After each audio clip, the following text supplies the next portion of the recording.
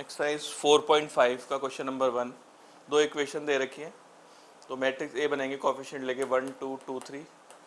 X matrix होगी x Y और B होगी 2 3। पहले इसका डिटर्मिनेंट निकालते हैं, 3 - 4, ये आ गया -1।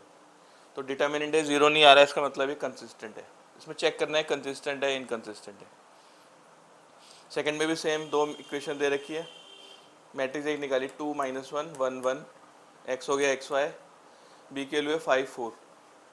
इसका डिटर्मिनेंट निकालते हैं 2 + 1 3, ये भी 0 नहीं है, consistent. Third equation, third question में ये दो इक्वेशन है, इसमें 1 2 3 6, एक्स के लिए एक्स वाई, बी के लिए 5 8। इसका डिटर्मिनेंट निकालते हैं 6 - 6, ये 0 आ रहा है।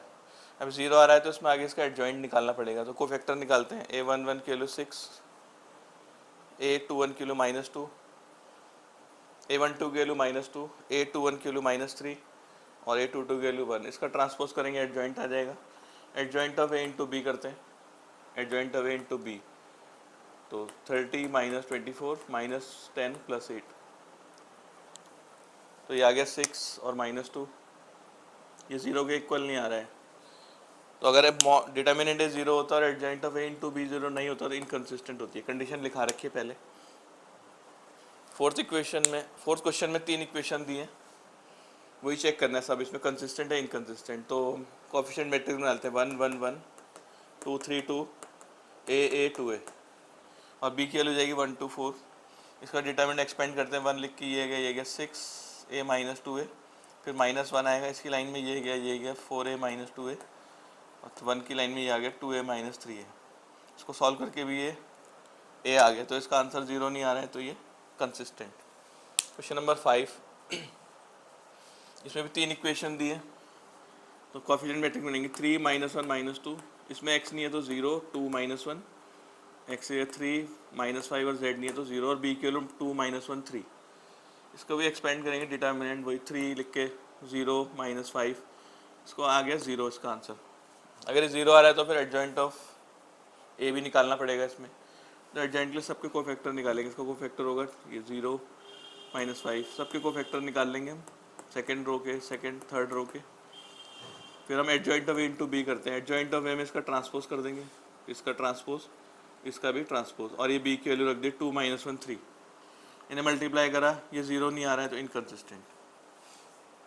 क्वेश्चन नंबर 6 में भी 3 इक्वेशन दी, कोफिशिएंट मैट्रिक्स बनाई इसकी, बी के लिए 5 2 - 1, इसे भी एक्सपेंड करा तो देखा ये 0 नहीं आ रहा है, कंसिस्टेंट। क्वेश्चन 7 में एक्स वाई की वैल्यू निकालनी है, तो भाई कोफिशिएंट मैट्रिक्स 5 2 7 3, एक्स के लिए एक्स वाई और बी मैट्रिक्स होगी 4 5।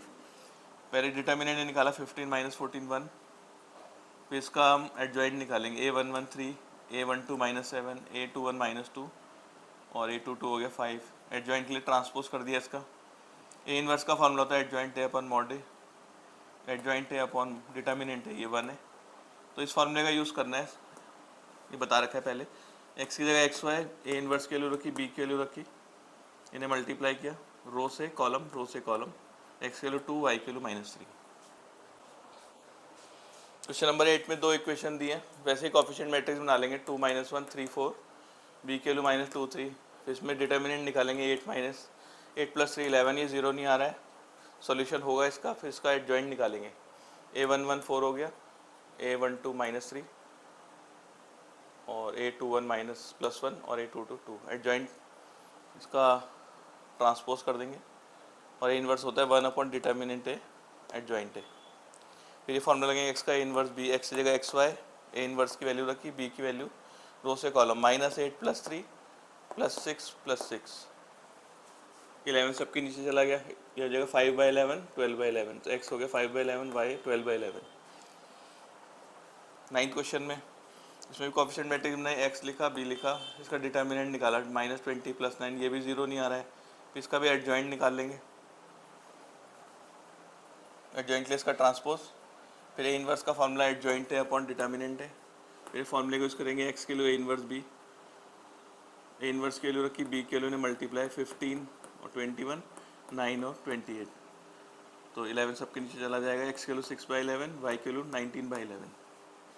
क्वेश्चन नंबर 10 में इसमें भी कोफिशिएंट मैट्रिक्स लिखी, एक्स लिखा, बी लिखा, इसका डिटर्मिनेंट निकाला, 10 - 6 4 आया, इसके भी कोफैक्टर निकाल लेंगे सबके, इसका ट्रांसपोज करके एडजॉइंट, फिर ए इनवर्स का एडजॉइंट है अपॉन डिटर्मिनेंट है 4, फिर एक्स का मतलब ए इनवर्स बी, एक्स की जगह एक्स वाई, ए इनवर्स की वैल्यू ये रख दी, बी की वैल्यू 3 5, इन्हें मल्टीप्लाई, तो एक्स की वैल्यू -1, वाई की वैल्यू 4। क्वेश्चन नंबर 11 में 3 इक्वेशन दी है, इसमें भी एक्स वाई जेड की वैल्यू निकालनी है। तो पहले कोएफिशिएंट मैट्रिक्स निकाल लेते हैं इसके हम। 2 1 1, 2 -4 -2, 0 3 -5 और एक्स वाई जेड, एक्स हो गया, बी हो गया 1 3 9।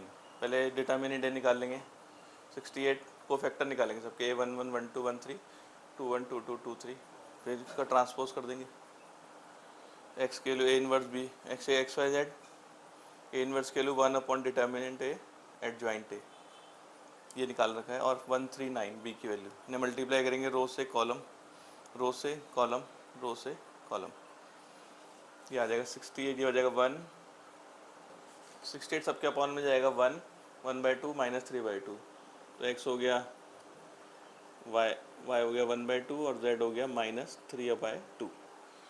क्वेश्चन नंबर 12 में भी 3 इक्वेशन दी, वैसे कोएफिशिएंट मैट्रिक्स लिखेंगे 1 -1 1, 2 1 -3 1 1 1, फिर बी की वैल्यू 4 0 2, डिटर्मिनेंट निकाल लेंगे, एक्सपेंड कर लेंगे जैसे पहले बताया, कोफैक्टर निकाल लेंगे सबके, फिर इसका ट्रांसपोज रो से कॉलम, रो से कॉलम, रो से कॉलम, और 1 अपॉन डिटर्मिनेंट है।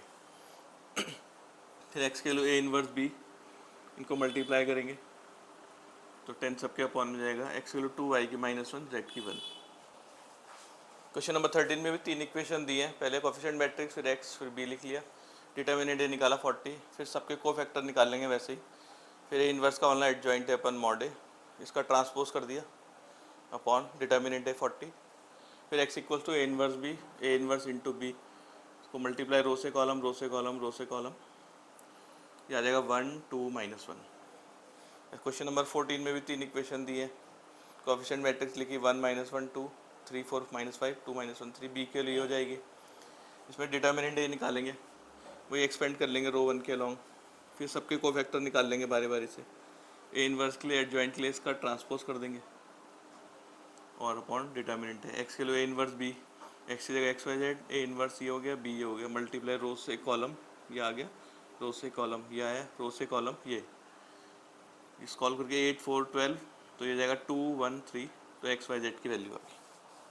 क्वेश्चन 15 में भी 3 इक्वेशन दिए हैं और कोएफिशिएंट मैट्रिक्स लिख लेंगे, इसका भी डिटर्मिनेंट है निकाला, सबके कोफैक्टर निकाले, फिर ट्रांसपोज 1 अपॉन डिटर्मिनेंट है, ट्रांसपोज कर दिया इसका, इसका और इसका, ए इनवर्स आ गया, फिर एक्स का inverse b, a inverse into b, b हो गया 11 -5 -3, इनको मल्टीप्लाई करा सॉल्व करके, x1 हो गया, y2 z3, और 16 क्वेश्चन में 3 इक्वेशन ऐसे बन जाएंगी। ये प्राइस दे रखी है अलग अलग इन्होंने,